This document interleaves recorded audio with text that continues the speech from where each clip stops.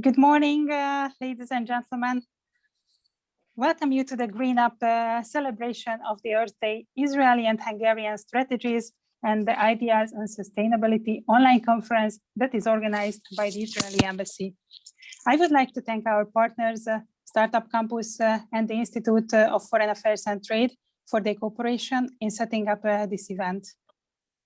My name is Judith Konya, and I'm the Economic Officer of the Israeli Embassy in Hungary. We are pleased that you accepted our invitation to this virtual event, and thank you for joining us this morning to celebrate the Earth Day with us.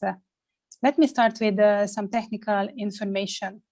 This webinar is a closed event. Only those participate in this Zoom call who registered in advance. However, this event has a live broadcast on the Embassy and our partners' Facebook pages. Please note that this event has been recorded within the Zoom platform.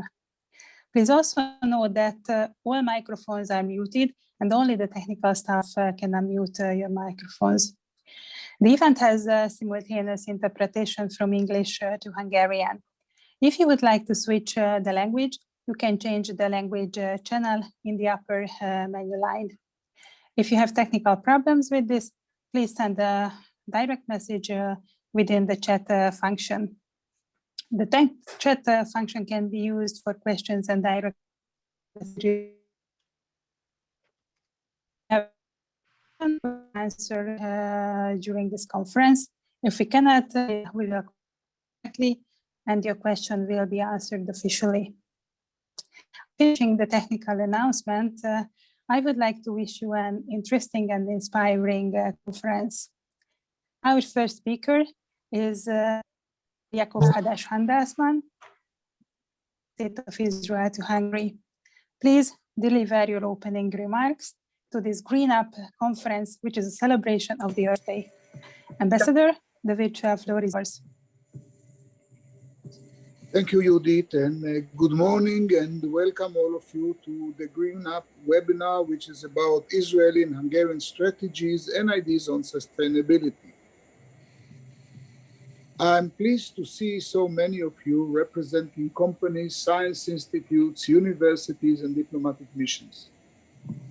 I'm very happy that you celebrate the Earth Day with us today.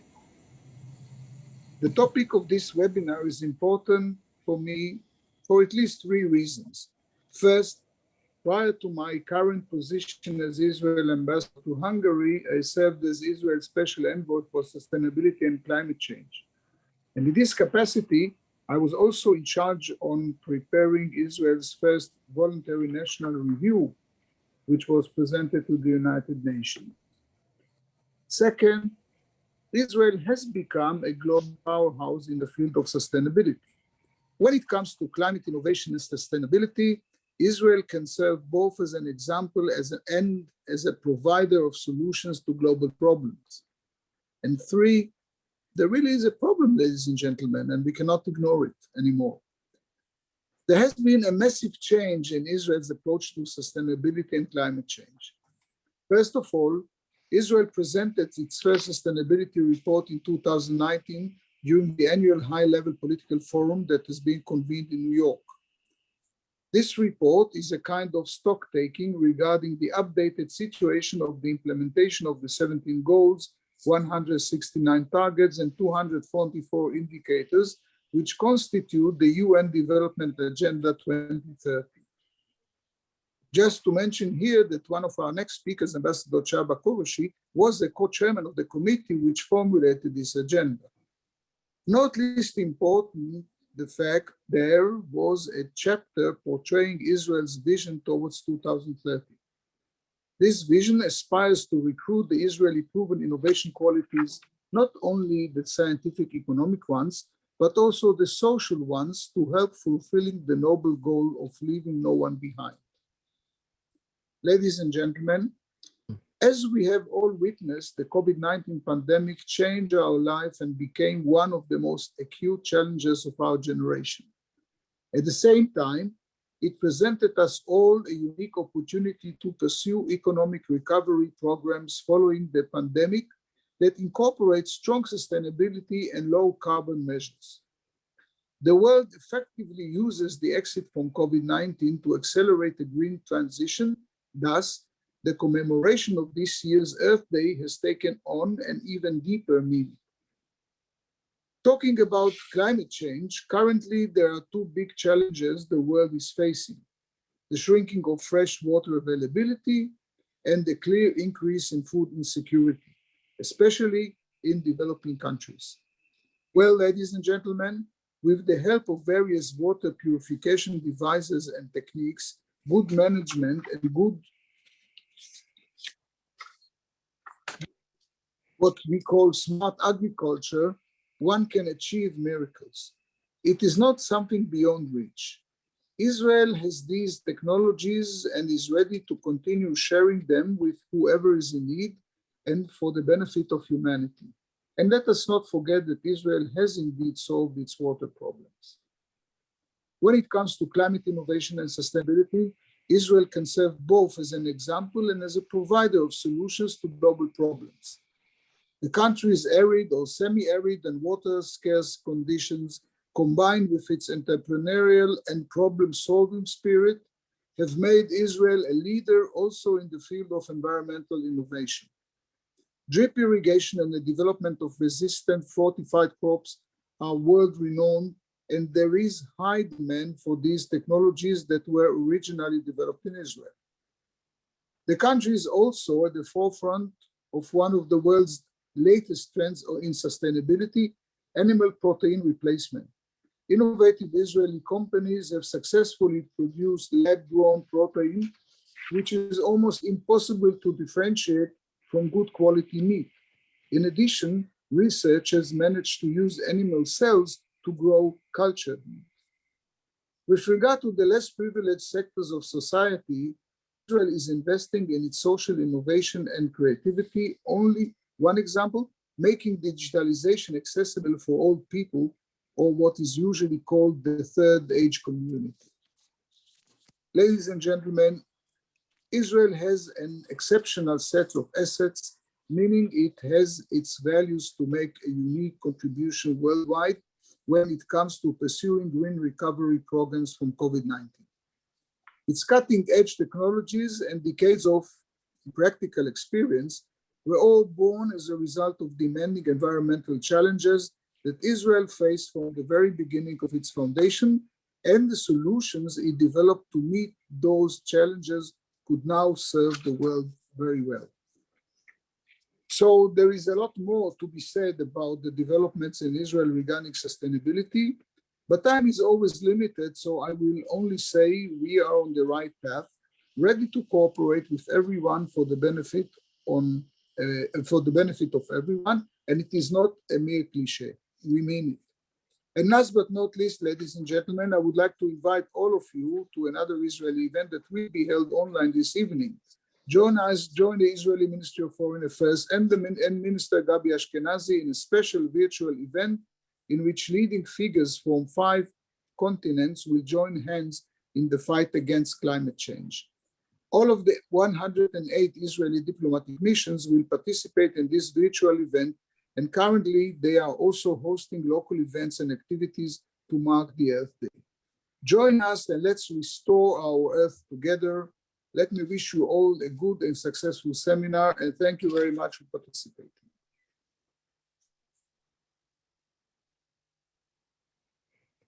Thank you very much, Mr. Ambassador, for your opening remarks. As we can the invitation for the Israeli Ministry of Foreign Affairs event. Let me share its technical details. As you can see, it starts at 6 p.m. Israel time, which is 5 p.m. Budapest time. It will be on Zoom. The technical details of Zoom is sent out in the chat room. Join us, and you can follow the event on Facebook as well. There will be a live broadcast. It's important to say that this event will have a virtual exhibition that sounds very exciting, and this will showcase really tech solutions. So I'd like to thank my colleague to share this screen, and we can continue with the speeches. Thank you. The second speaker is Ms. Patricia Espinosa Cantellano, Executive Secretary of the United Nations Framework Convention on Climate Change. She has sent us a video speech.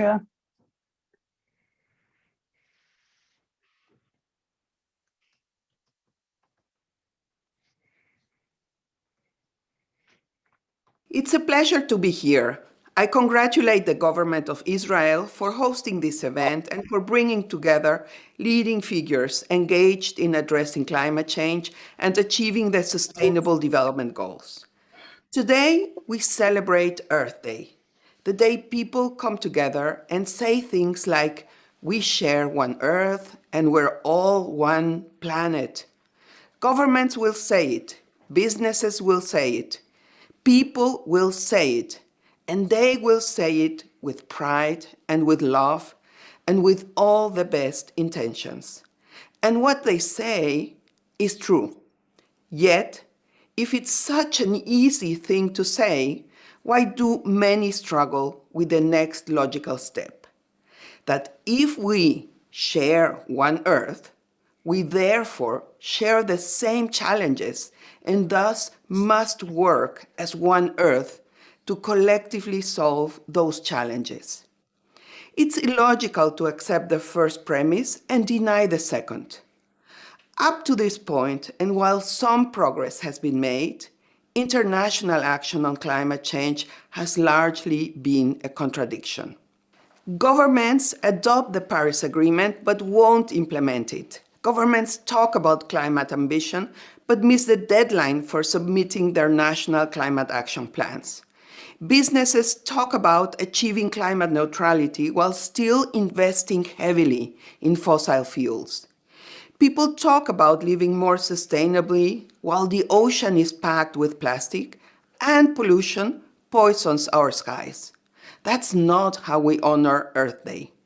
We honor it by committing to change in 2021, all of us. We honor it by emerging from COVID-19, not building back to the path that led to our current challenges, but instead building forward to a more sustainable, resilient, and green future.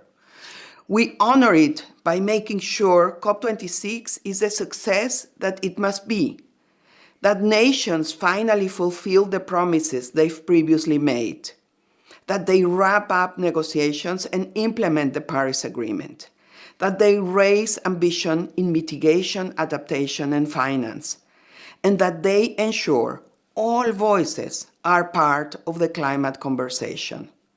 We honor it by recognizing the value of research and technology and how it is central to advancing climate solutions.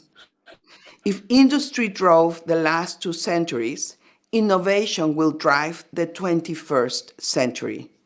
And not innovation driven by men only, but innovation that includes and is led by women.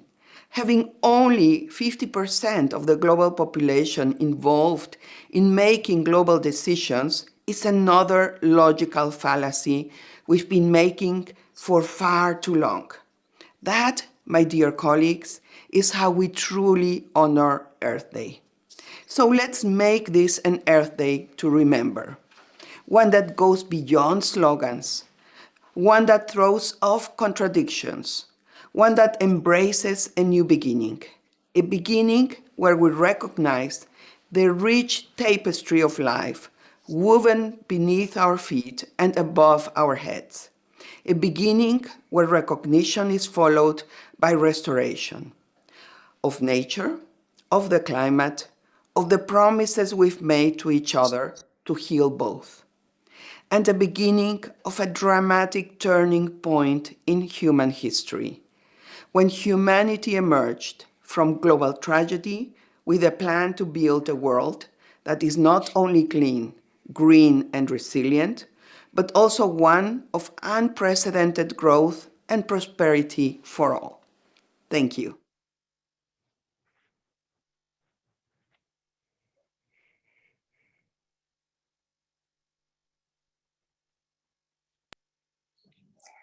So after the video message of Patricia Espinosa, I'm pleased to welcome our next speaker, Professor Yoav Yair, Dean of the School of Sustainability at the Interdisciplinary Center, Herzlya. The academic curriculum of IDC School of Sustainability combines courses in the fields of environmental and earth sciences, along with courses in the fields of economics and government in a similar manner, leading to leading universities in the United States and Europe. The title of the presentation of Professor Yair is Climate Change in the Mediterranean Basin and Europe, Observe the Trends and the Implications. Professor Yair, the virtual floor is yours for 15 minutes. Thank you very much for inviting me. Thank you, ambassadors, for having me here on this unique and special, and I should say slightly optimistic Earth Day, unlike previous years where the mood was much less optimistic. So I will give an overview of what are the shape of things to come and how they look today. So I will share with you a short presentation I made. I may be moving a little fast, but I think you know most of it. But let me just briefly highlight some specifics as they pertain to our common goal of mitigating and adapting to the inevitable, I should say, climate change, which is upon us already. So without further ado, let us review briefly what we see, what we know is happening. So this was last year, and 2020 was considered the record holder, together with 2016, as the warmest year on record since measurements began in the middle of the 19th century. So this is becoming a new normal, a hotter, warmer planet, not globally equal, as you may notice.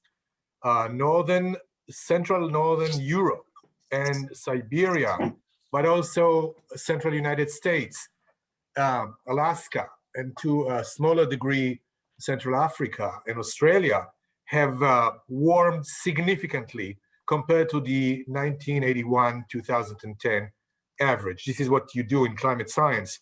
You take a period, you average, and then you compare the present to that period, and those 30 years are considered the baseline for comparisons. And as you can see, this is degrees Celsius. And Siberia, for example, warmed last year more than 5 to 7 degrees compared to the average. There are regions on the planet that are getting cooler, but they are mostly oceanic, not over land. So no people there, no human beings to feel or be impacted by climate change. So there is a complex structure that indicates changes in what we call the global circulation of the atmosphere, global ocean currents. The heat balance is changing, and so weather patterns, rain, and other phenomena, which I will discuss briefly. I think you've seen those graphs. This is from the AR4 of the IPCC, sorry, AR5. We are waiting anxiously for the AR6 next year to be published in 2022, the assessment report by the Intergovernmental Panel on Climate Change, and this is what we see. There are periods of cool, there are years that are colder than before, there are short cycles of El Nino, La Nina in the Pacific, which affect the planet, but in general, it's an ongoing trend. Each decade is warmer than the previous one. The record years are all in the 21st century. This is apparent on a global scale because we see the shrinking of the polar ice caps with a non-linear process of rapid polar ice melting, but also glaciers on land in Central Europe, South America, and the US. And this is a worrying trend because this is a non-linear system, and we already lost 40% of the polar North Pole ice cap, what you can see here, and it's getting worse. And this is just to show you how this area is slowly shrinking. Well, I should say even rapidly shrinking from the middle of the 1980s until today. Almost 40% are already gone. This, among other reasons, contributes to sea level rise. Although polar ice is floating on the water, so does not add too much to the level of the Atlantic and other oceans. But we have huge amounts of ice melting from Greenland and Iceland, but also in Antarctica, which is a land ice. And this affects us very the degree of increasing slowly but surely of sea level rise. That will change the geography of continents as we know it.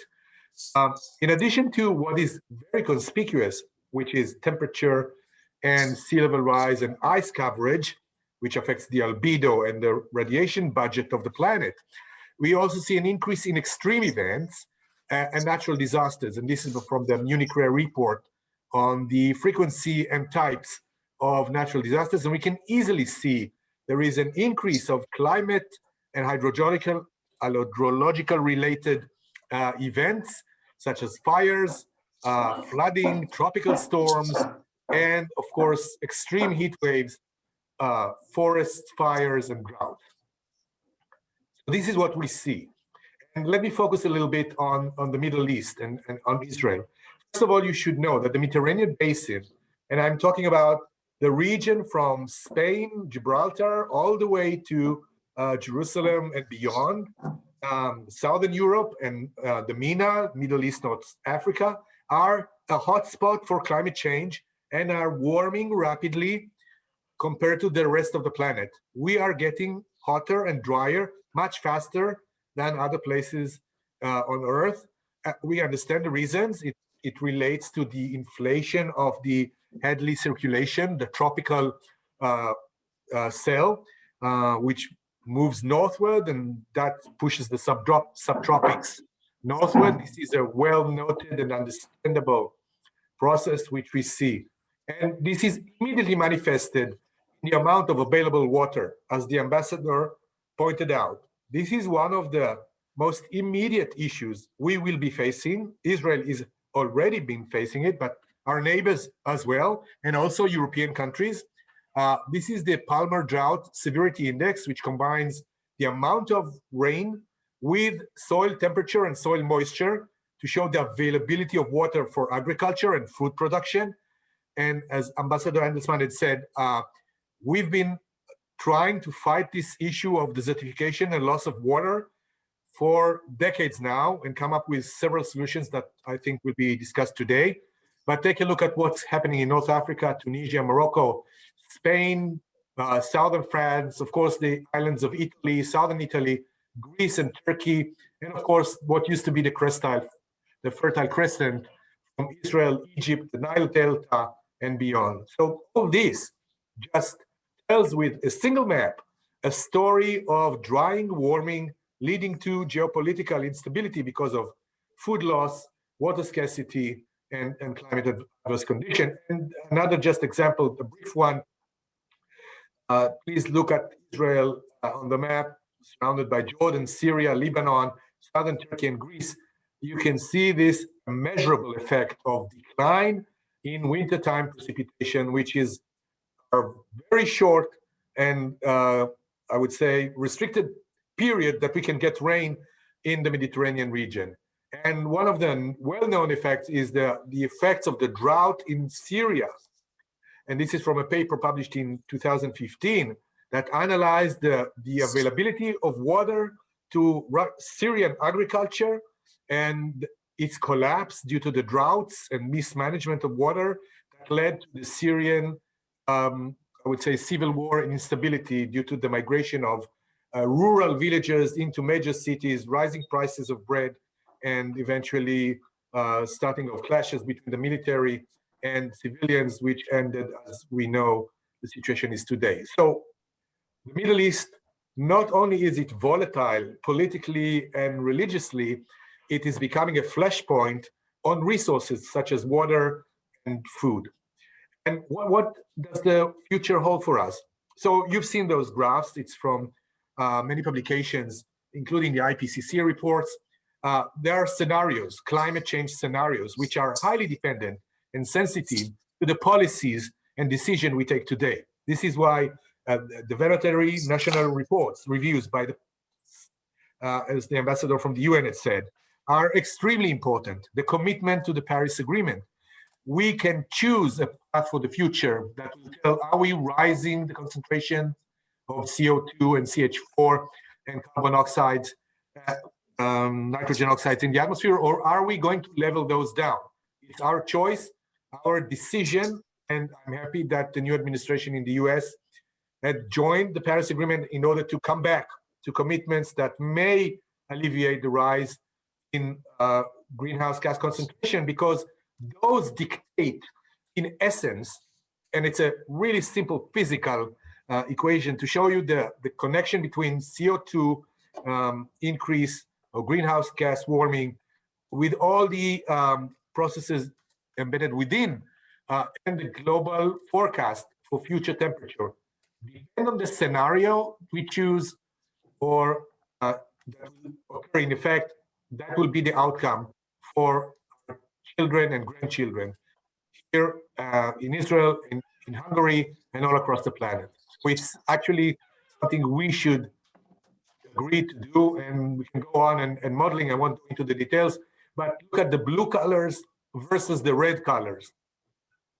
Blue means RCP 2.6 or 4.5, which are optimistic, relying on economic growth, but a very fast transition to carbon neutral, net zero cities, net zero energy regimes.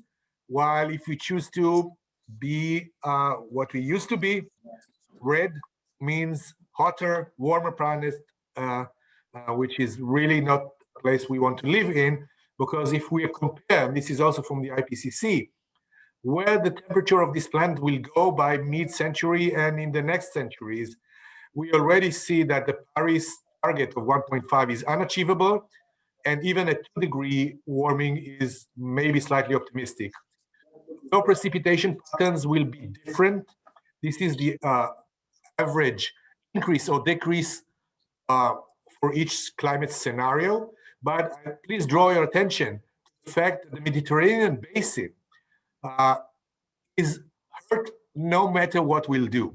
Just depends on how much less rain we will get in each scenario. In 4.5, it will be 10 to 20% less. The 6.0, it's 25 to 30. And I don't want to think of the nightmare of 8.5. By the end of this century, Southern Europe and the Middle East are becoming part of the Sahara Desert. And ice will disappear, which will likely cause a very large increase in sea level rise. Of course, Hungary doesn't need to worry about sea level rise, I think, but Israel does, and so many countries on this planet. But now the forecast is 1.3 meters, but I believe this is slightly conservative, and actually we will face a larger one. So what are the predicted global trends? I will try to summarize. So we will see more heat waves and more droughts. We will see a decrease in the amount of ice in the poles, which will lead to changes in ocean currents, which will in turn affect the meteorology, the amount of precipitation and available water. We will see more severe events. Even in the Mediterranean, we are already starting to see in summer, because of the higher temperature of seawater, we see more medicane. Medicane is a Mediterranean hurricane. Small, very intense storms. They were rare. They were once in a decade before. Now we get them every year. And we will see more lightning, more thunderstorms. And this is part of my research. We see urban effects with lightning, more fires ignited by lightning, and more human casualties and technological aspects. So let's be a little bit more focused, and I will summarize here. The Fertile Crescent, we already predicted that in the former decade. a work that showed by modeling the climate at from Turkey all the way up to Baghdad. We're going to see in the Gulf state as well a severe decrease in the amount of annual rain compared to what we had before. And this is already quite visible in many countries, in many parts of Iraq and southern Iran, certainly the Gulf states and Yemen, Saudi Arabia, but also in Egypt, Morocco, Algeria, and Tunisia. Loss of water dictates the abandonment of what used to be fertile land, and people need to migrate and find solutions. Heat waves. We are Middle Easterners. We are used to heat. We have been living since childhood with 34 degrees outside, 32 degrees, that's normal. But you guys from Europe, prepare, brace yourselves. It's going to get hotter, not always, but the frequency of heat waves will be larger. And you can see the two scenarios. The 4.5 shows an increase in the frequency of continued heat waves. And so Middle Europe, this Austria and Hungary, and also the Balkans will see a small increase in heat waves. But if we go for the 8.5 scenario, then Europe is going to be hell in summer. It's going to be really hot. Flooding as the outside component of severe weather. We've seen this already, increase in the amount of severe short-lived thunderstorms and convective storms, increase in river levels like in the Danube and other major rivers in Europe, the Rhine. Flooding in Central Europe will become more often with its devastating effects on the economy and human life. We already see the increase in the amount of available dust because the soil is becoming drier. And so meteorology drives larger dust storms. We already see this in our region. And some of the dust storms penetrate all the way from the Sahara into Central Europe. And there's been reports on yellow snow in the Alp mountains and in France. And I'm not sure it occurred in Hungary in the past, but you will see more of that for sure. And the most immediate danger is the ignition of forest fires. This is the baseline on the left, and this is what mid-century predictions are. More and I would say an increased fire risk, evidently in many more regions in Europe, Southern Europe for sure, but also Central Europe. So an obvious and immediate risk. What I'd like to say is this. We already see this happening. It's not something in the distant future. Climate change is here. The amplitude is different for different regions. We in the Mediterranean already feel it to a very, I would say, significant degree, undeniably already happening. Things will escalate, and it's for us to stop this escalation, or at least find ways to minimize it and maybe solve the incurred problems that those global trends will affect Europe and Israel as well. So to sum up, the Mediterranean is a hotspot. Drying and warming trends are already apparent, and food and water issues are being dealt with, as the ambassador had mentioned. Regional solutions are required. It's not, if Israel solves its water problem, that's not enough. We need to reach out for our neighbors. We'll face even dire consequences as a result of climate change. And I hope things will improve, but the trend is unlikely to reverse. I always tell this to my students. There will not be an ice age. You can store your ski gear. There's not much snow in Israel in the next decades.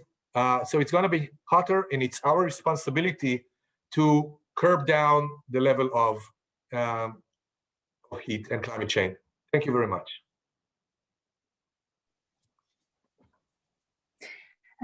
Professor Yair, thank you very much for your comprehensive presentation. After learning more about the trends in the Mediterranean Basin and Europe, the time arrived to learn more about Hungary. We are honored that Mr. Csaba Kőrösi, Director for Environmental Sustainability of the Office of the President of Hungary, accepted our invitation. He's going to talk about the paradigm change on development and some notions from Hungary. Director Kőrösi, the floor is yours. Thank you very much, Judith.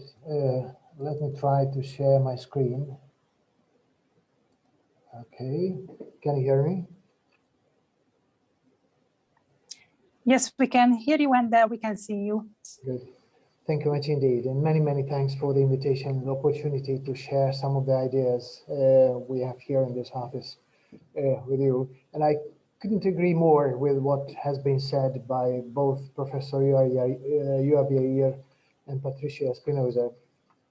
It's quite clear from their interventions that the task ahead of us is daunting. It's not less than to embrace and follow through the paradigm change on development. It's easy to say, but how to implement? General Eisenhower, while still serving as the Supreme Commander of the US forces in the Pacific during the World War II, used to tell his people, if you don't see the solution for your problem, enlarge it. So let's try, but not in order to exaggerate the challenges, but to see them in their interlinkages, to understand the nature of solutions we need. In the 90s, many used to say that the 20th century was a particularly short one. It started with World War I and ended in the 90s with the end of the Cold War. And looking at the course of events, with the mind dominated by the geopolitical struggle, this observation could be relevant. Developments unfolded along the fault lines of the geopolitical split and the consequent existential challenges were mostly determined by the logic of the Cold War. And then came the chilling moments of the realization that while the geopolitical conflicts have not vanished, even some new dimensions emerged, a very different nature of existential challenges banged on our doors with sobering reminders that the struggle for well-being or even the shared survival needs to be re-evaluated, as very eloquently has been described by both Patricia Espinosa and Professor Yoav Yair.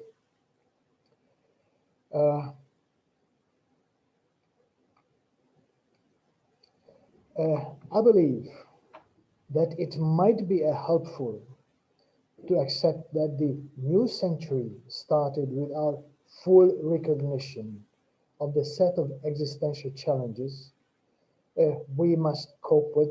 So the 21st century may have started just a few years ago when we reached the global agreements on climate change, sustainable development goals, biodiversity, water, and some inequalities.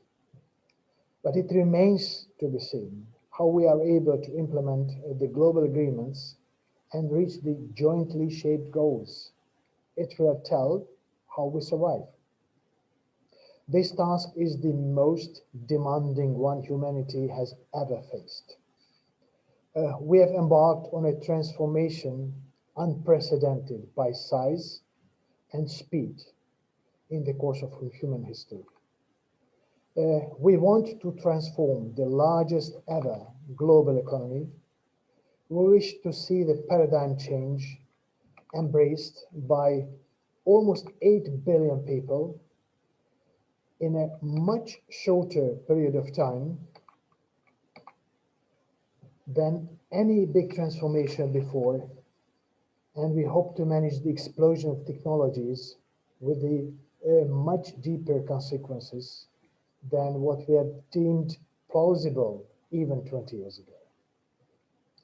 We plan to further develop our economies to boost productivity, increase our well-being, and at the same time reduce our footprint, impact on climate, impact on ecology, radically improve our energy efficiency, reduce material flow, and remain still in the limits of the planetary boundaries. Some say these objectives are mutually excluding each other. Some others believe, including myself, that these objectives can only be attained if combined. In short, it's a systemic change we are pursuing. But how? We all hope to strengthen our positions in the global competition and benefit from this speedy transformation. Various factors will have combined influence on what we may achieve, but without going into the full inventory, let me pick some of them.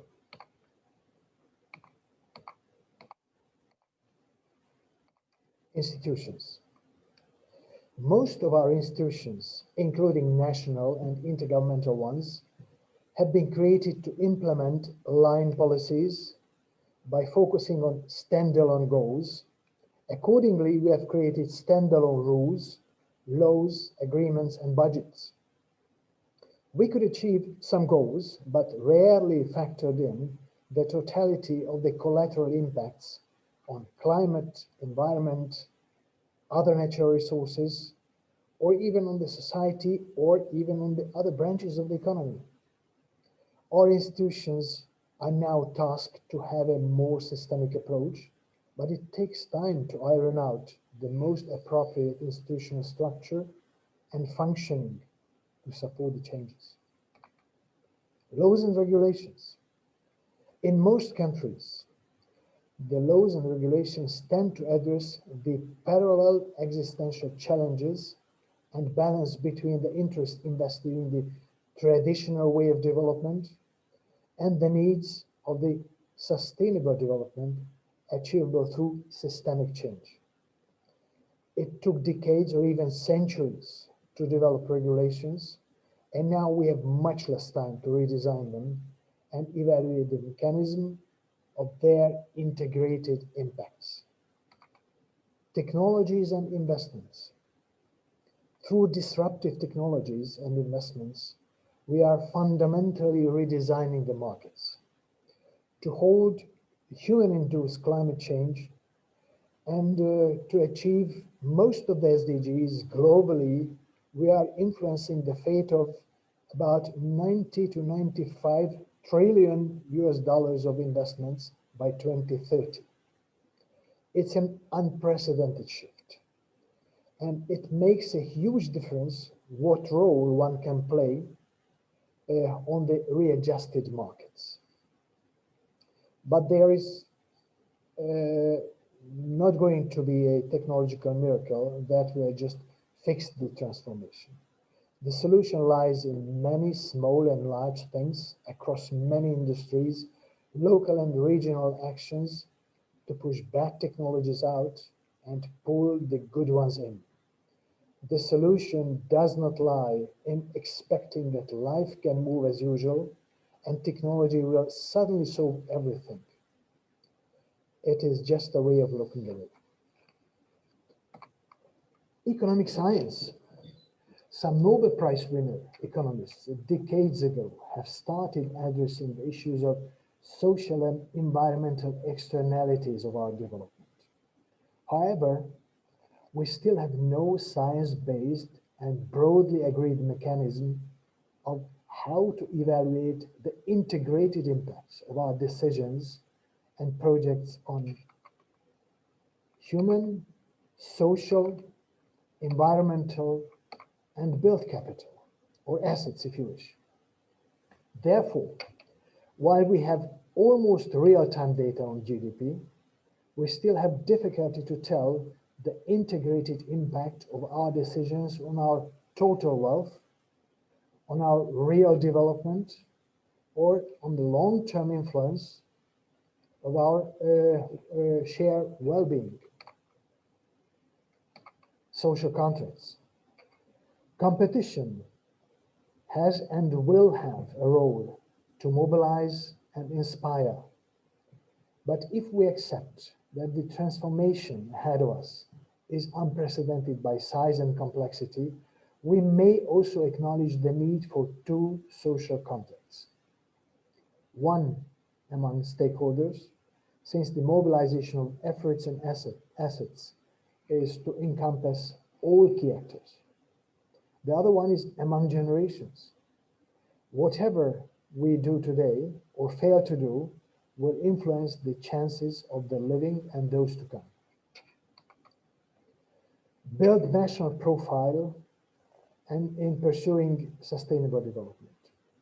The 17 SDGs represent a global vision on how we would like to see this earth and ourselves on it by 2030. But they do not serve as a program to be automatically implemented in all countries with various and different circumstances.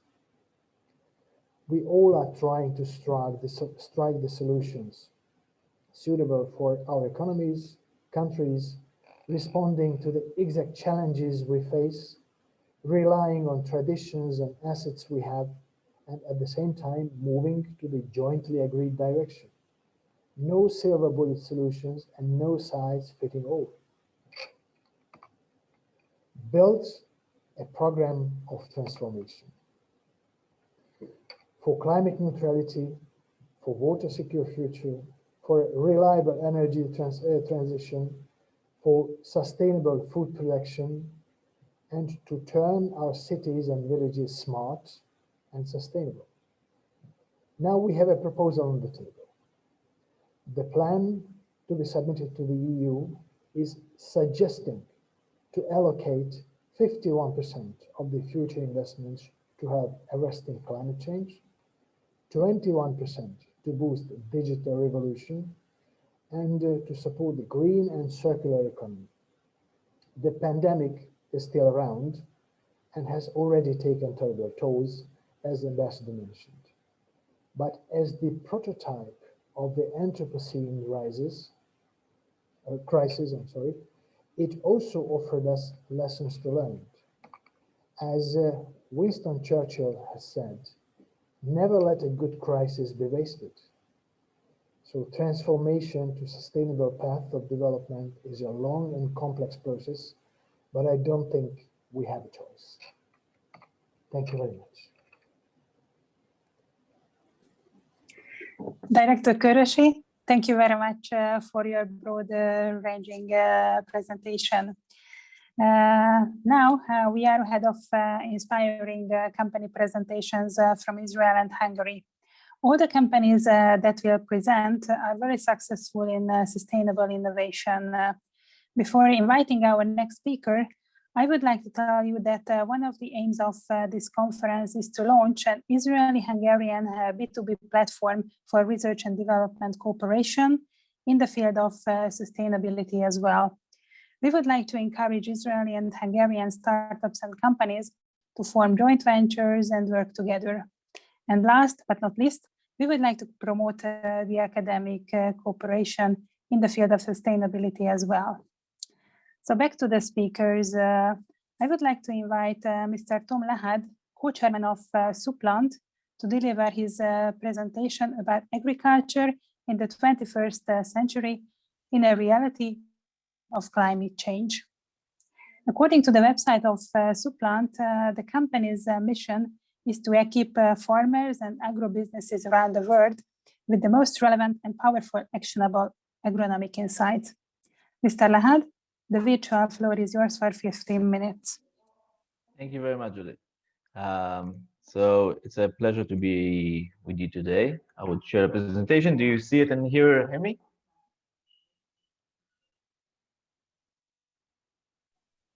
Yes, we can see you and we can hear you. Great. Thank you. Thank you. So I would just start by saying maybe that one of the things that I really like to ask our clients who are also farmers is how many times over the last 3 to 4 years you've encountered a weather phenomena that you've never seen before. And the answers are just amazing, and the frequency of that is just amazing, just to show us that farmers don't just hear about climate change, they really feel it in their bones, and it's a very daily struggle that they're encountering. And part of what we are suggesting in Supplant, but I think the world is already seeing that, is the way to support these farmers and to cope with climate change has to be based on technology, because when we look at what we're doing, if we're using traditional methods, it's just not going to work. So we're to plant. We help farmers all around the world speak better plant or speak to their plants. There's more than 500 million farmers around the world who are producing all of our foods. But we are losing the size of New York State every year to the lack of water. We hear about it in the news, but for the farmers, this is devastating. And this a lot of times means that farms that was cultivated for 10 generations are not going to be able to hand it over to the next generation just because of lack of water. And even though everyone knows that water is a huge, huge challenge, very, very few farmers around the world are using technology, are using computer models to inform their irrigation decisions. And what we're seeing is that it's just impossible to keep on doing it this way. Just so you have some numbers in mind, 75% or 70% of fresh water globally are used for agriculture and are used highly inefficiently. And we're talking about billions of gallons a day who are just being used just in a non-efficient way. And this means that one of the most scarcest resources around the world, that is just getting scarcer every year, is being used in a very, very inefficient way. So in Supplant, we did something that is almost crazy, or it is pretty crazy. And 5 years ago, we decided to let the trees irrigate themselves. And we've developed and installed 400 fully autonomous farms where, with no man interfering, we've let plants irrigate themselves. We didn't do it because we thought this could be a product that could be sold, because we understand that farmers, or I think in general, we don't like to put our livelihood or our lives in the hands of a fully autonomous systems yet. We know autonomous cars work, but I tell people that even though it's working, I'm not putting my kids in an autonomous car tomorrow. And it's a game of trust. But what we understood is that nature has a lot to teach us about how does it cope with climate change.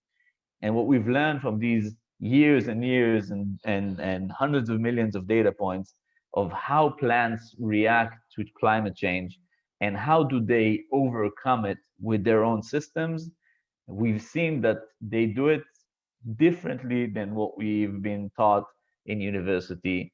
And we've implemented this into our system.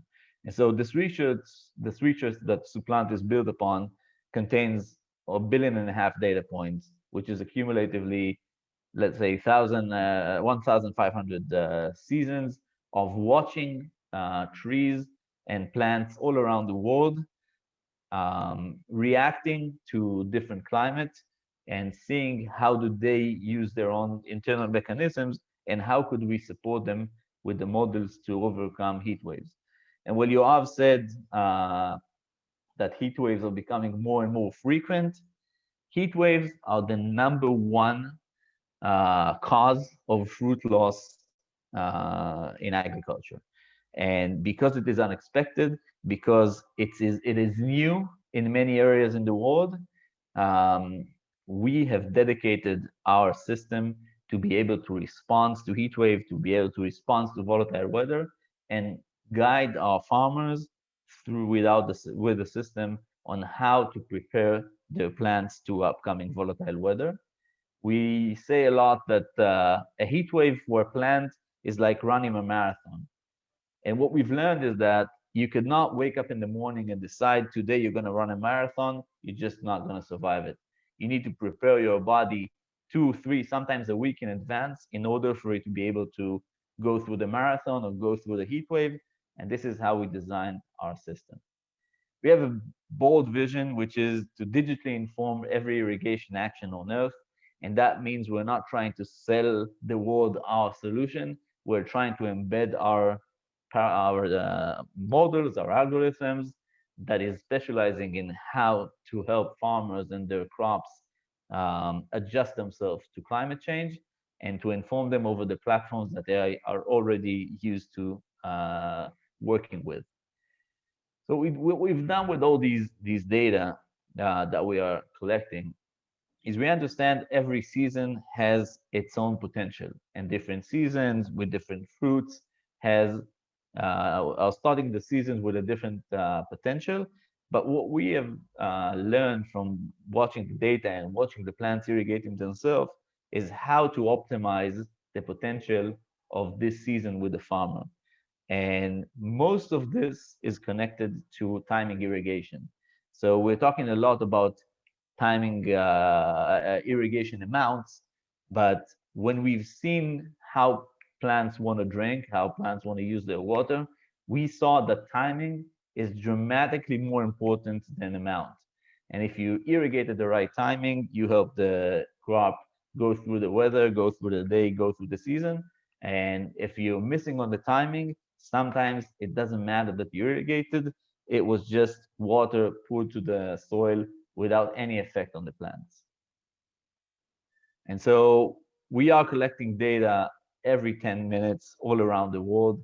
We have to date 10,000 sensors, and by the end of the day, by the end of the year, we'd have 40,000. By the end of next year, we'd have 100,000 sensors who are generating data to enable our models to support farmers and to give them a live models of how to react to upcoming weather. And as farmers, because Supplant is made up of mostly farmers, and we like to say that 80% of the people in Supplant have tractor license, we understand that being a farmer is being worried. You have a factory that doesn't have walls, that doesn't have a ceiling, and you need to make sure that this factory, with all the uncertainty that comes with it, is delivering food year after year. And so we are focused on extreme weather, and we are focused on helping crops being more resilient to volatile and extreme weather. These are some of the results that we are gathering. But I think what you could see, for example, if we would take the dates in Israel, dates is a plant that is heavily water consuming. And when you say, how did we reduce 33% of water in dates, the answer is that in most places around the world, farmers are over irrigating. And in general, they're over irrigating mainly in crops that are very profitable for them. Because when they combine the price of water with the price of the produce that they're generating, it makes no sense for them to take the risk of lowering the water. And so in general terms, they're over irrigating, and with dates, they are heavily over irrigating. And again, it's a game of trust, meaning if you want to help farmers reduce the water, you would need to give them some kind of data that shows that it's going to be okay, that the trees and the crops are still okay while reducing water.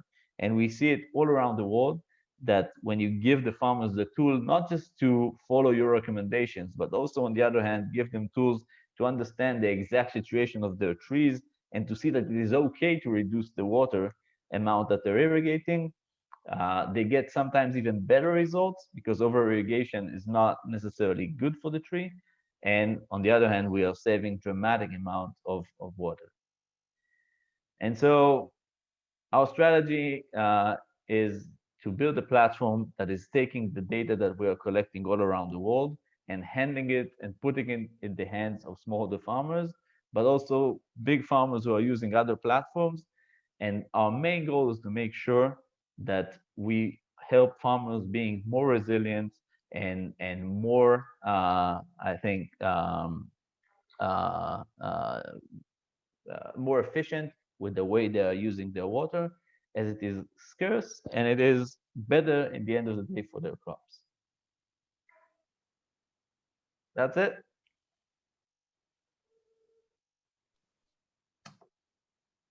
So thank you, Mr. Lahad, for your inspiring presentation about Switzerland.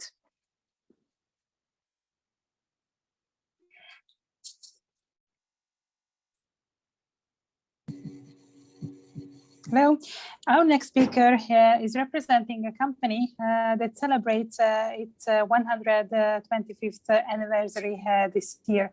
Following 30 years as part of General Electric, Tungsram now, again an independent global company headquartered in Hungary. With its strong supply chain and heritage of innovation, Tungsram is again inspiring to fill its traditional role as the bridge between academia, market, supporting startups and SMEs with the scale and access to global markets. Now, Tungsram combines purpose and profit with its focus on human well-being based on food security and safe, smart, livable environment. In this GreenUp conference, Tungsram is represented by Mr. Yoav, President and CEO of Tungsram Group. So, Mr. Bauer, please start your presentation. Thank you very much. I think this is very impressive so far, and a lot of what I want to talk about has been said in one way or the other. And I already had some ideas listening to Tom. I had some ideas on how we can cooperate. So let's see if we can be very practical at the outcome of this this session. Your Excellency, Mr. Ambassador, thank you for putting this together with your team and obviously the Startup Campus. I'd like to talk about how we at Tungsram would like to contribute to the future. And we talked about the climate change a lot, and I don't have to repeat, but we have to overtake. I think we are basically just running after it, and I see the climate change in a way as a tanker, an oil tanker. You know, it takes many years to, many kilometers to stop and maybe change direction. So we have to see how we can overtake, and we strongly believe that it has to be done with technology and many other things. So if I take a step back, I mean, I think for the longest time we have tried to live in harmony with the planet. And you can take any religion. I've checked all the big ones and even some small ones. And the main basic elements, until obviously we knew about atoms and proteins and so on, basically we talked about air, water, fire, earth, and sometimes ether. So that was the building blocks of life, and we tried to be in harmony with those. Aristotle talked about that, many others. So what happened in the last 200 years? We basically have disrupted this harmony. I don't have to repeat what was said before, but for me, maybe you've read the book from Bill Gates I just recently finished. I think he's very clear on CO2, the impact of CO2. I'd like to extend it a bit to include water, for example, food and others. So that's why I call it the Blue Deal, to differentiate it from the Green Deal. It's clear that the climate change is a reality, and it will continue even if we would stop now with, for example, CO2. That means we have to adapt. It's a reality that we have to adapt to. And at the same time, we have to prevent the worst from happening. We have to start steering against the climate change and maybe even taking some of it back. A lot of that, I don't want to repeat everything that was said before. I mean, just a few things. We strongly believe that there's not one answer. So there are different answers. So if I look at mobility, we need batteries, we need hydrogen, and we need synthetic fuel. So we strongly believe that the answer is, at least for the next decade or two, is going to be a combination of things. We, as a company, actually work in all of those three activities. Hydrogen for mobility, for example, we are doing battery components for the big battery manufacturers, looking to do our own batteries eventually, and we are working on power to gas. Energy consumption, I'd like to focus more on food security today, but lighting modernization is one of the low-hanging fruits. So we could reduce from what we call conventional technology to LED. You can reduce electricity consumption and cost of maintenance by 60, sometimes 70%. Lighting is almost 20% of global electricity. So you could reduce that by more than half. That means you could reduce almost 10% of global electricity by using existing technologies. And we sometimes don't understand why the cities don't do it, because you could fund it with the energy saving, which is something we call ESCO. Water, I mean, there was a lot of talk about water, and I think it's just mind-boggling how much water is being used for agriculture. We have the same figures as was said before. And within this, almost 20% of the water is used for vegetables. The same vegetables that can be already grown indoors, economically viable, at 95% less water consumption. So we believe there's also a need for regulation. And Israel and Hungary, and I would add the Netherlands, are very good in water and water preservation, better water management. I think Suplant was very impressive before. I think that's going to be the future. Global land usage. We need 50% more food in 10 years from now. 2030 versus 2020, 50% more food. And there is no more land. So, I mean, we can cut down the trees, what is still left. Only very, very little of the earth is still sort of natural habitat of animals. Most of it is already used, even obviously the forests. And interestingly enough, 77% of the agricultural land is used for livestock. And you see here the global calorie supply and the protein supply. Now, if you look at the left, I don't want to repeat everything, but I was just, last year, for the first time, I realized these kind of heat waves in India, for example, that reach temperatures that are basically killing humans.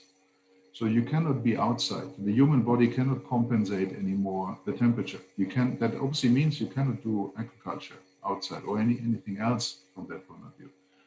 I might quote Tom, maybe he's not happy about this, but being a farmer is being worried.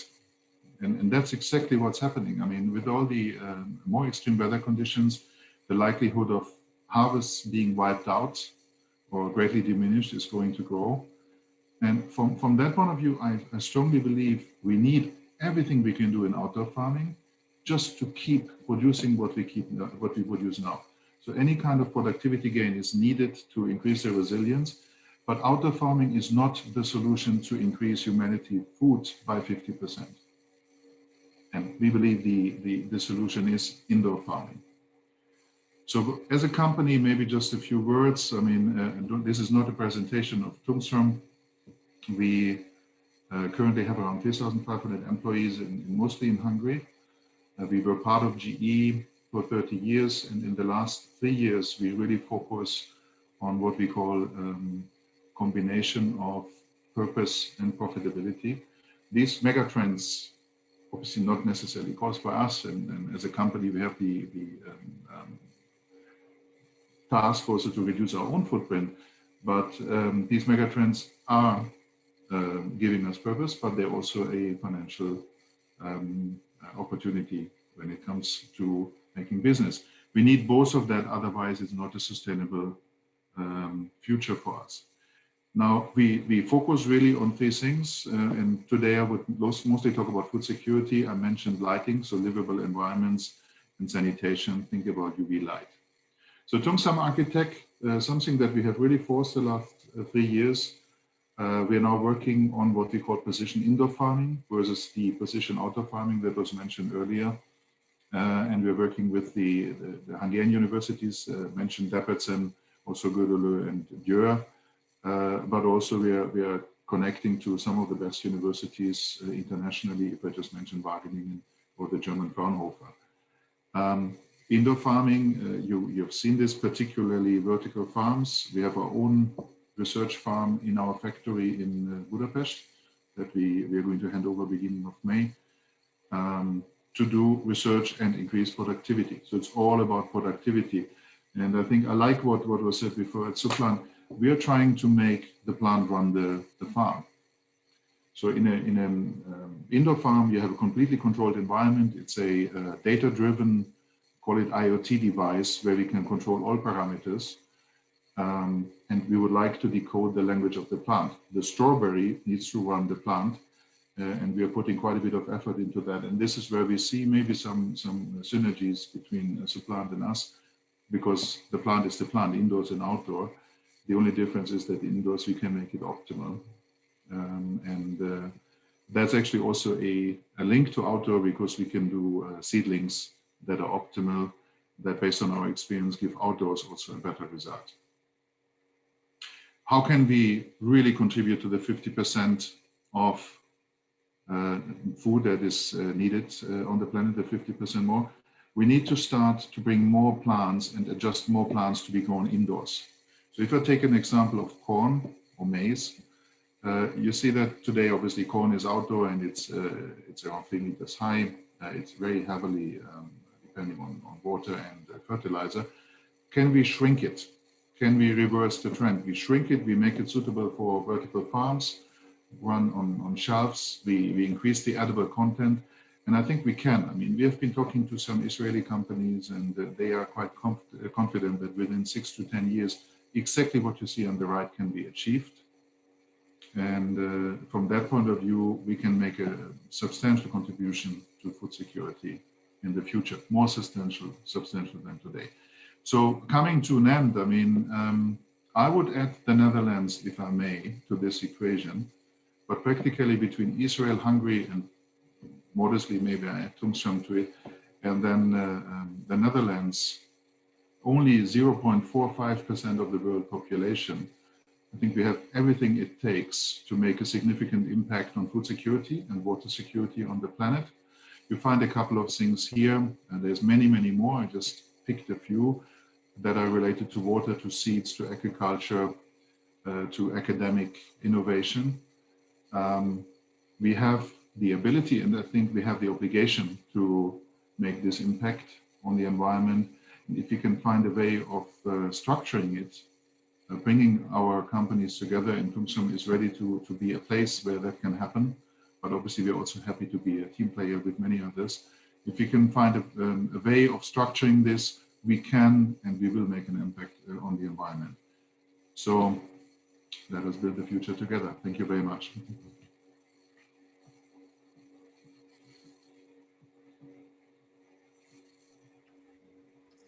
Thank you, Mr. Bauer, for your interesting presentation. And after agriculture-related topics, we change the focus a little bit. Municipalities play a key role in overcoming the challenges of climate change.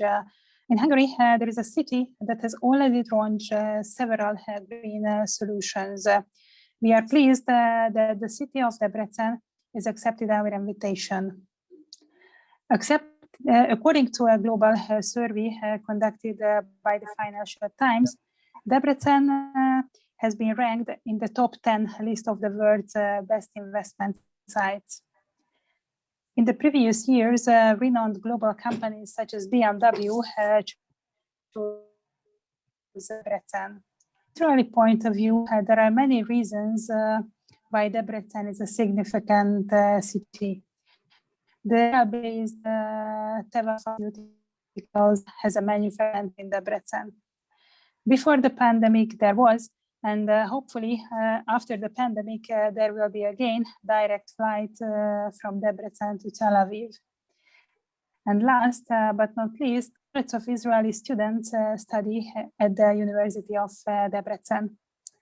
As I mentioned before, Debrecen has launched more projects focusing on sustainability and smart solutions. The details will be revealed by Deputy Mayor Lajos Barcsa. Mr. Barcsa, please deliver your presentation. Thank you very much. I would like to have a feedback if you can see my picture, my slide, and my voice. Yes, we can see you and we can hear you. Okay, thank you for your feedback. Your Excellency, dear guests, thank you for the opportunity that I can present today my city's smart city strategy and sustainable projects. My name is Yair, Deputy Mayor of Debrecen.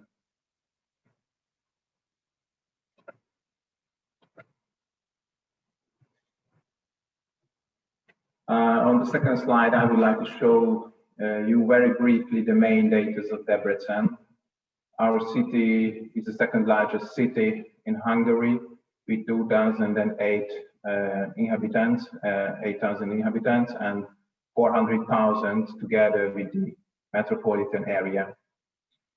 Our city is a traditionally educational center with 70,000 students, of which 32,000 are studying at the university. 6,500 foreign students studying there from abroad. As our host mentioned, we are very much focusing on the economic development of the city. In the past 5 years, we could attract more than 2 billion euros foreign direct investment, creating more than 6,000 new jobs in the city. International companies chose our city for their new plants, such as BMW, Vitesco, Krones, ThyssenKrupp, or the Chinese Semcor, etc. And we know that our economic success means, on the one hand, prosperity, income for the city, safe jobs and growth. But on the other hand, means also more congestions, more daily commuting inside the city and from the vicinity, and more needs for relaxing places where people can spend their free time. Therefore, we set up a smart city team at the city's non-profit company. The smart city team is dealing with smart city projects full-time, according to the schedule of their work. After a long preparation, this team created Debrecen's smart city strategy, which can be found on the internet. It was adopted by the city council as well by a unanimous vote. We decided to focus on 3 fields. The first is intelligent mobility. The second is sustainable energy. And last but not least, digital Debrecen. We think that as a Hungarian city, we cannot afford to focus on all fields of the smart city because of budgetary reasons. But as I mentioned previously, we would like to create a livable city, and besides the extreme growth of the economy, the traffic has to be adjusted properly.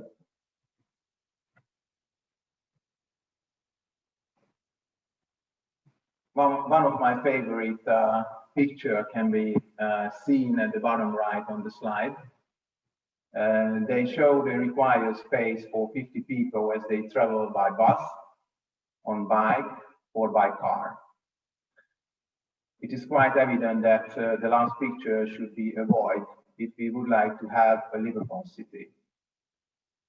The so-called Sustainable Urban Mobility Plan was created in 2015 by the city. It came out that the current situation will be worsening continuously without any interventions. Our goal is to withstand the increasing volume of the car traffic and give space for the more sustainable way of traveling, such as walking, cycling, and public transportation. Several smart solutions have been introduced already to make public transportation attractive. Debrecen was the first city in Hungary where tickets and season tickets can be bought on the internet and by phone as well. The validity of the ticket can be proven by the ID card because the right of the traveler is uploaded there.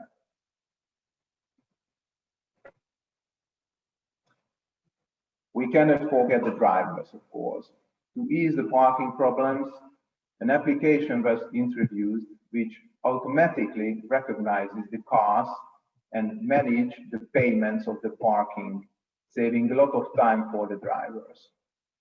We are at the beginning of the spread of electrified cars, especially comparing the Nordic countries, but I'm pretty sure that BMW will very much speed up the whole process in the city.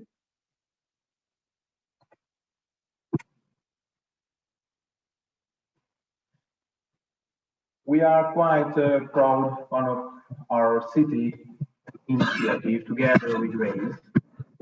About 4 years ago, the city leadership decided that we completely changed the order of the traffic in downtown, making one-way roads on the old streets. We had to prepare the whole population, so we figured out that we launched an information campaign with Waze, uploading the new traffic order to the application and asking everybody to use the app to avoid the chaos. It turned out that it was a very helpful tool for the inhabitants, and after a few months, everybody could get used to the new traffic order. Waze also helps us locating congestions, accidents, and a lot of things.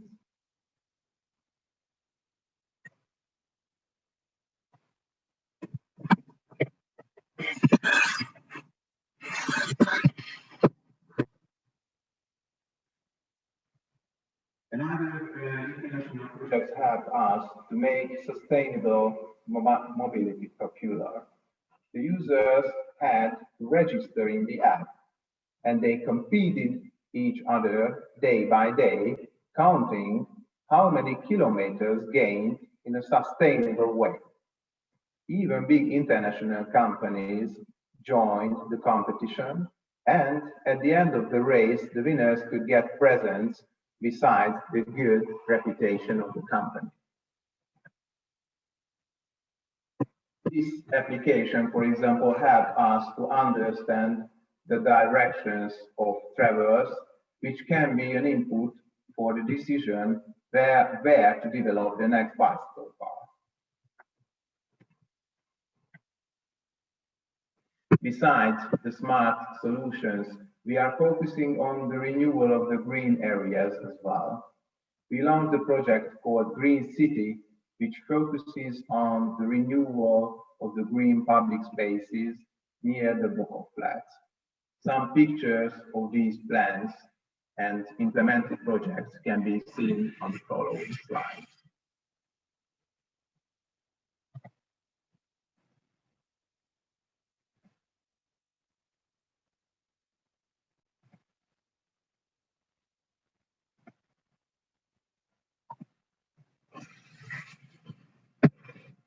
Another green project is the so-called Let's Plant 10,000 Trees in Debrecen program. By the end of last year, more than 1/5 of the trees have been planted already.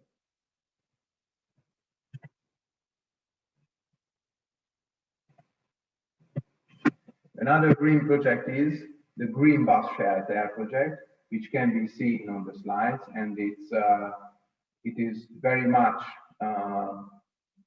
it is one of the favorite projects in the eye of the population. Water supply. We have also a large-scale green project, which is called Sivakwa. Surprisingly, Debrecen has no river, neither hills, but we could survive in the past centuries without these natural resources. Now we are the lucky ones who can undertake our predecessors' dream to bring River Tisa to the city via a long canal. We hope that this project will also help keeping the biodiversity of the species.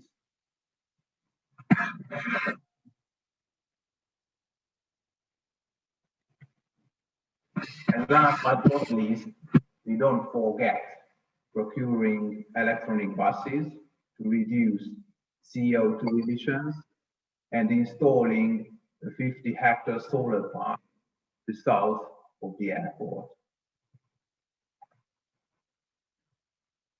I tried to show very briefly the most interesting sustainable projects in Debrecen. I hope that you found some interesting information. Thank you for your attention.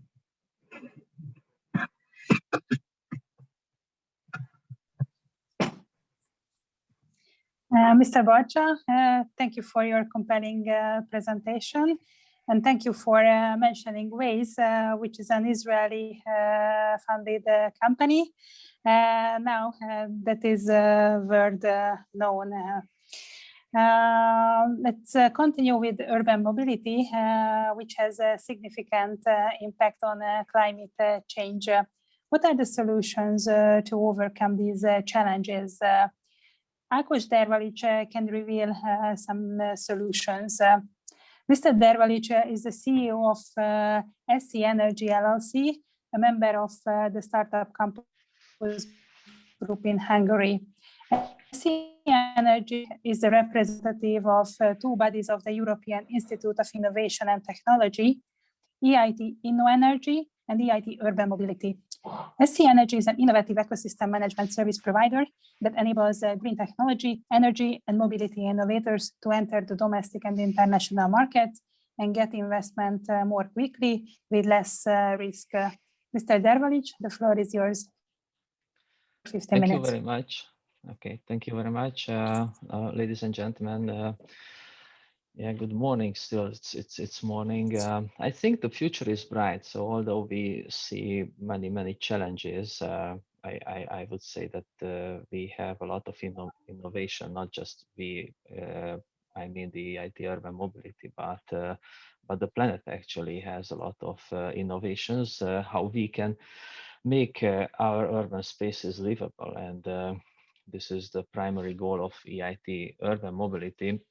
So I would like to introduce ourselves a bit more in the beginning, and then at the end I will highlight a couple of innovations that can drive our lives better. So first, our approach is that we need to act together, and also focusing on the cities. You know that most of the inhabitants in the planet live in the cities. That's why we need to think of that, how cities can be sustainable and livable also for the citizens. Actually, we can agree that nobody would like to struggle when executing all the things that we discussed also today or at such occasions. So how to make the planet sustainable. So it shouldn't be a struggle. It should be a way to a happier life. What we think of that. But right now we struggle a lot. So you can think of the cities, the traffic jams, the noises, the wasted time, the wasted money, the pollution. So whatever we can raise here, a lot of problems that is accumulating in the cities. So as many people living close to each other, the problems are accumulating rapidly. So what we think is it can be changed, and we think of that the lack of integration or integrating thinking is a great problem, and I would highlight the last bullet point here on this slide, the slow behavioral change. So this is very important, and we need to think of that, why it is. So the people's behavior is a very interesting thing. You know that people don't like changing, or many of them don't like change, and changing is something uncomfortable for them. So we have to feel something more uncomfortable to have a change. And if you simply think of the pandemic around 1 year ago or a little bit more, this was some very, very painful change. So you think of that 1 Celsius degrees increase in the temperature, nobody feels that, 1.5 or so. But you have to stay at home all the week. Yeah, this is a very, very dramatic change in the life. And as far as we see, many people started changing, not just the everyday behavior, not going to restaurants, not going to movies, whatever, but changing traffic opportunities, changing traffic ways of going to work or not going to work, but working from home, changing how they go shopping, how many times they go shopping, and so on. So these are very, very small things, but it can be really, really effective if many people do this change, and it also accumulates especially in the cities, and that's the impact what we would like to achieve with our activity. Yeah, but how can we tackle with these challenges? And I would say that we try to support many innovations, and not just only the innovations, but the engagement of the citizens in innovations. We could listen to the Debrecen city presentation earlier, that there is one project which engaged the citizens, and they collect many data, and they use this data for changing the city services, the city transport services. And yeah, this is the thinking what we actually look for when we talk to innovations. And of course, we would like to stimulate the behavioral change in the cities. And why this is, and why not simply implementing innovations? Because every city is different. Every city has a different topology. Every city has different citizens, different cultural background. Even within a country, you cannot have as small as country that has no differences between the two parts or the different parts of it. So just Hungary is a small country, but there are specific differences, cultural differences between cities. So the impact can be what we can create is to stimulate the behavioral change, and give the tools to the hand of the citizens and the cities in order to carry out the necessary changes. So EIT Urban Mobility is funded by the European Commission, the European Institute of Innovation and Technology, and we are about to invest 400 million euros in the next 6 or 7 years into innovations around the livable urban spaces. I think I will not list it all of our challenges here. Definitely you will have access to this presentation and read it later on. But this feature shows the complexity, how we think, and the interconnection of our challenges. And yeah, if we can address more of these challenges with one innovation or one pilot project, that's the better. And we shouldn't forget about the big data, the data exploitation, and processing data, and changing based on the analytics. Oh, this would be a very important feature for you to understand how we work, because we get the innovations and get them on board and start helping them at 2 points. One is the business creation, which address the startups, the innovation, projects address usually consortiums, including cities, for example, or corporates, universities, and also SMEs or startups as well, to carry out complex innovations and development projects. And of course, we engage cities in order to submit their challenges, and of course we try to find matches with the innovations and the challenges. The academy helps to get enough skilled workforce, skilled developers and engineers and economists and whoever would like to utilize all the knowledge we gain from innovation project and business creation.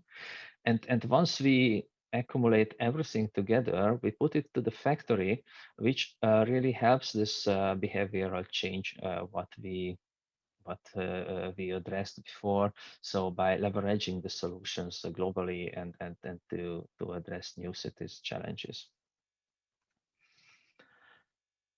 So we cover whole Europe and also Israel is included. Luckily, Israel belongs to the same innovation hub. It's an Innovation Hub East, chaired in Prague, and we would like to be very happy to carry out projects with Israel together. So our vision is to create livable cities and reimagine public spaces. But how we do it? Here are a couple of innovations that we support them right now in Hungary. One is Datapolis. I talked about the importance of data, and they especially address it. This is a very good platform and a multi-purpose platform, not only for traffic, but of course traffic and transport is one very important thing in that. But their solution takes care of many aspects of the city data and the public realm of cities, and helps in many ways. So whatever you would like to place a function, an office, an agency, a shop, whatever in a city, this data can help you where to position it, where to place it, how you can arrange the mobility around that, personal mobility, micro mobility, active mobility, so biking as well. So what kind of mobility does this point needs? In case you would like to purchase a new apartment or hire a new office, a selection of the right place is also can be supported by this data, but also when you plan the green places of the city. So whatever purpose you have, this is a very good platform that you can use, and the city specific or the citizen specific approaches can be set individually in order to solve your problems. Another innovation here, RoboGaze,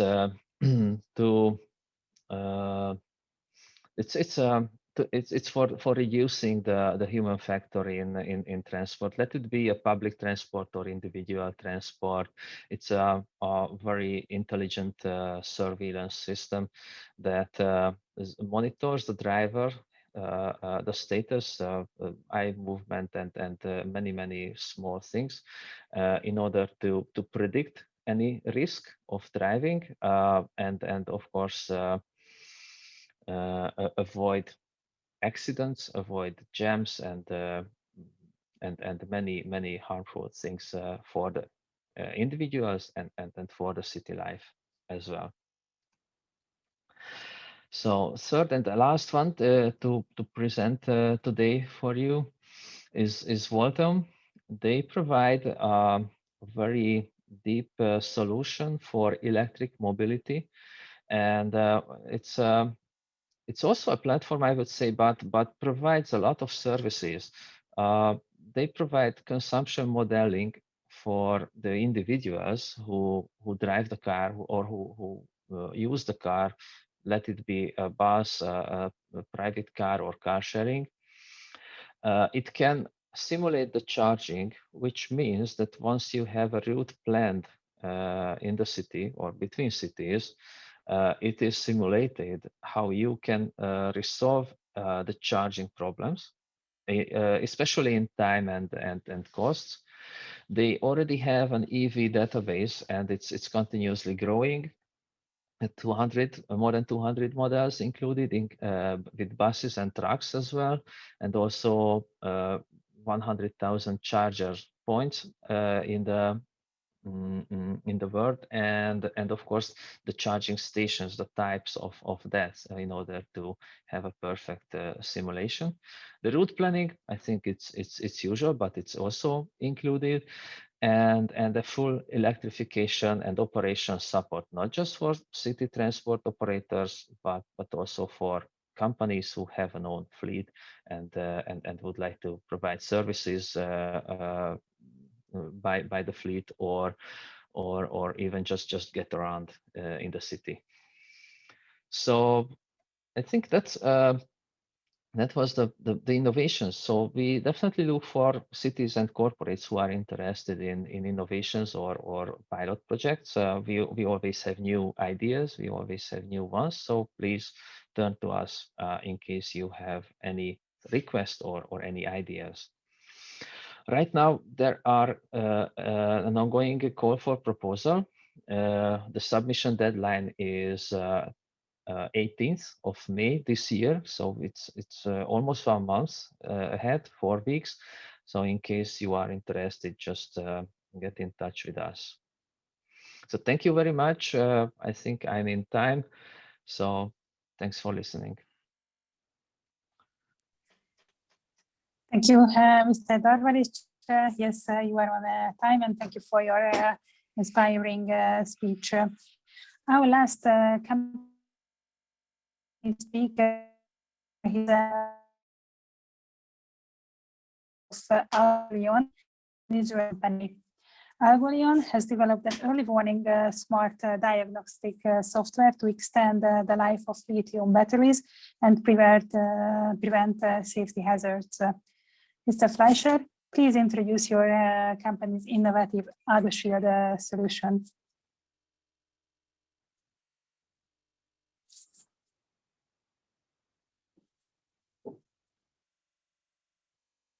Good morning, good afternoon. I hope everyone sees my screen. Yes, we can hear you and we can see you. Excellent. Okay. So I appreciate the organizers of the event for inviting Algolion. I've been to Hungary a number of times, and I have a personal relationship with Budapest, as my grandfather was born in the city.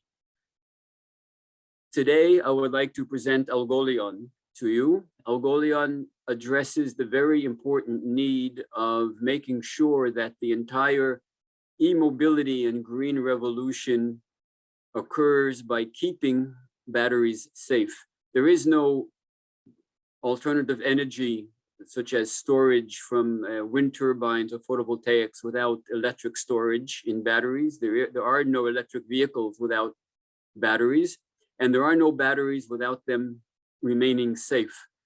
So we bring to this market a technology that extends the early warning, advanced warning of possible fires of seconds, which occurs today, out to days.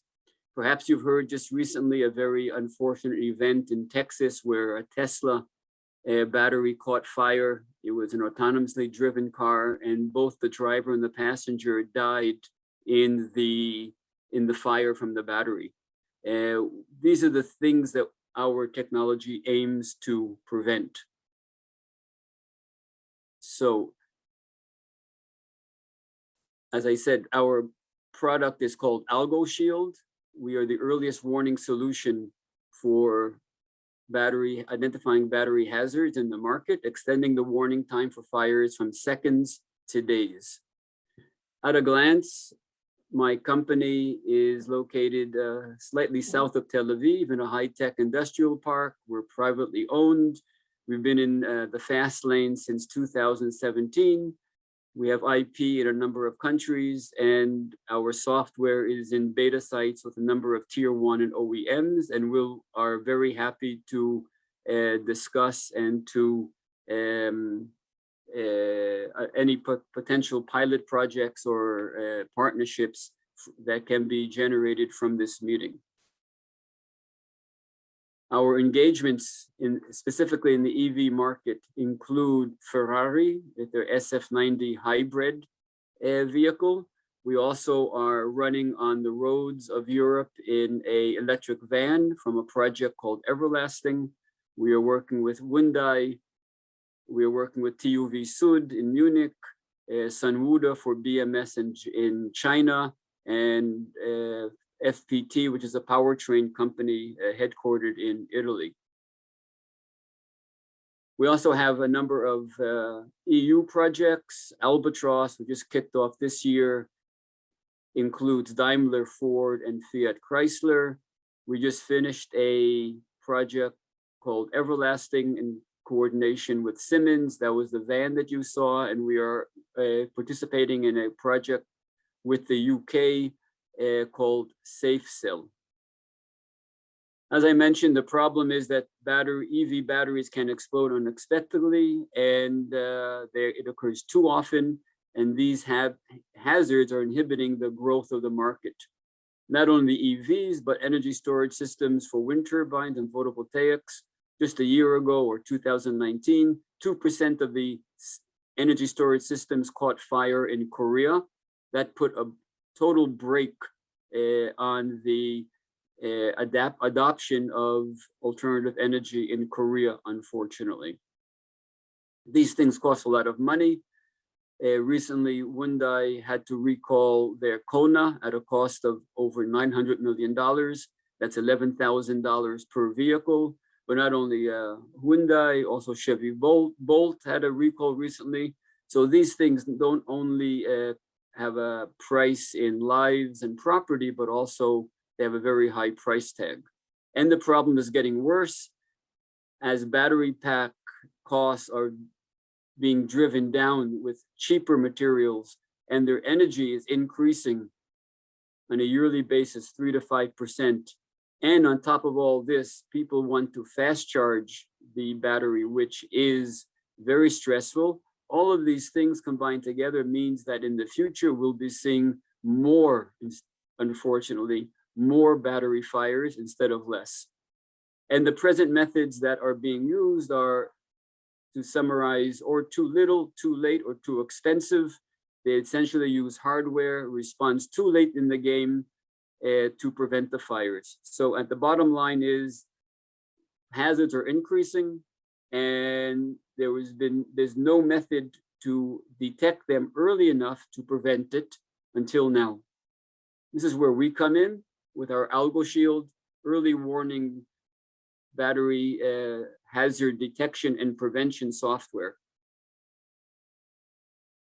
The benefits of our product is that it has high reliability. Instead of measuring just one parameter like temperature, for instance, our algorithm outputs 5 parameters, which can be cross-referenced for much higher reliability. Software is inherently simpler and than hardware, than sensors. There's no need to wire, there's no need to build infrastructures. You just integrate the software into the battery management system of the vehicle.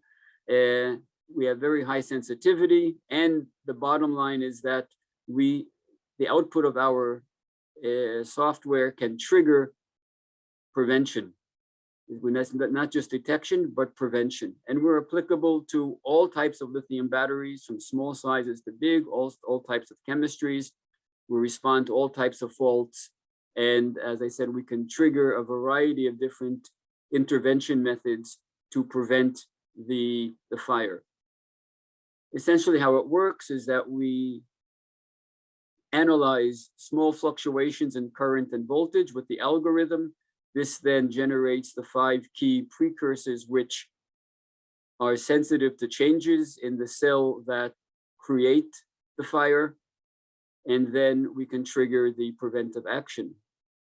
As an example, one of the major causes of fires in cells are lithium dendrites, mainly caused by fast charging or overcharging. The conventional methods detect what's happening only once the dendrites bridge between the anode and the cathode, which is too late and only seconds before the actual fire. Our method detects the precursors to the dendrites, small changes in the electrode surface, which affects the current and voltage weeks before the fire actually occurs. Where can you use this in the electric vehicle e-mobility market? It can be embedded into the battery management system on the car. It can be used in charging stations. We have a PC-based version for service centers that repair or maintain the cars. Obviously, also, most cars are connected today with Internet of Things for crowdsourcing of data. We can also sit in the cloud. It's also important to determine what is the level of safety at the end of life of the battery, end of life of the electric vehicle battery. We help determine what is the safety level in order to determine if the battery can be resold or recycled or repurposed for energy storage systems. The connected vehicle data is a very important market for us. Right now, the size of this market is about $145 billion a year and growing. So there's a lot to do in this field, but so far, no one has really tapped the issue of connected vehicle data as it relates to safety of the battery. This is where we come in, and I think we can bring a very substantial contribution to the market here. So I appreciate your attention, and thank you to the organizers for inviting me to this event. Mr. Fleischer, thank you very much for your interesting presentation. In the past 2 hours, we learned many state-of-the-art solutions. To sum up these ideas and to conclude the event, I would like to ask Mr. Tamás Péter Baranyi, Deputy Director for Strategy of the Institute for Foreign Affairs and Trade. Mr. Baranyi, please deliver the closing remarks.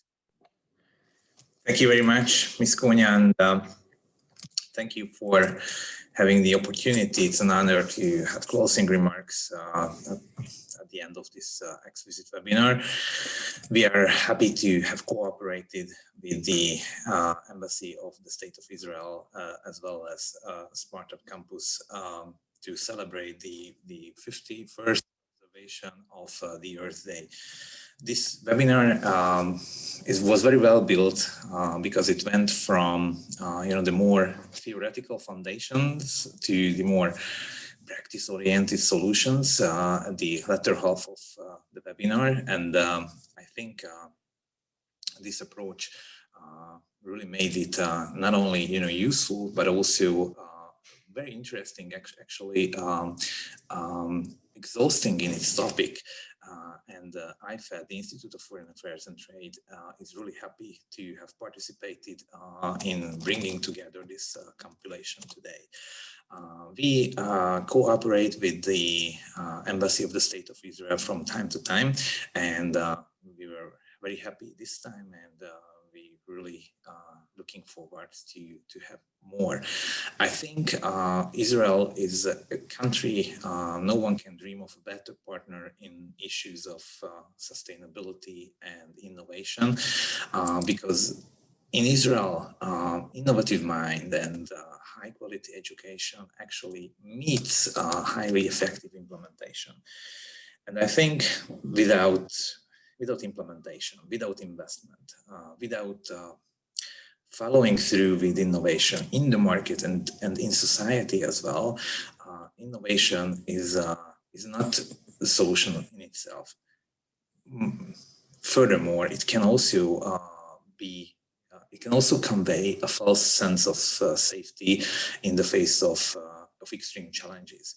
So in my view, the real value of this webinar was not only the very strong theoretical foundations, but also the later explanations of how implementation can be achieved, can be followed through in the whole process. Again, also for the environment and also for the markets. So from smart irrigation to urban spaces to EV batteries, I think we've heard some very important and real solutions, which are not only good for the environment, but also good for the markets, and that's a good news. And we are also very happy to have the opportunity to present Hungary as a good partner who hosts a booming industry of innovation and a very serious commitment to the environment, a responsibility for our global future. And I think some of the presenters, I mean, all of the presenters, but most notably in this space, for instance, the case study of Debrecen or the case study of the Tungsten Group were really a flagship of how this could be done in a very effective and very good way in Hungary. So we are not only happy to have participated in this event and have Israel as a partner, but also a little bit proud to have us as a good partner in this project as well. So I think this was a good job, but the job is not done here because again, implementation and following through is a long process. One cannot just run a marathon after waking up without any practice. As Mr. Tom Lahat from Scotland just told us in his presentation. So I think the task is given. So let's follow through with all those things. And for now, thank you very much for the attention and also the opportunity to have cooperate in this very good project. Thank you. Thank you, Mr. Barany, for concluding this GreenUp event. And thank you for the of the Institute for Affairs and Trade in this sense. Before closing this event, let me remind and let me ask you to join us again at 5 o'clock when the Israeli Ministry of Foreign Affairs will celebrate Thursday. It's a Zoom platform as well as on its Facebook page, but the Embassy of Israel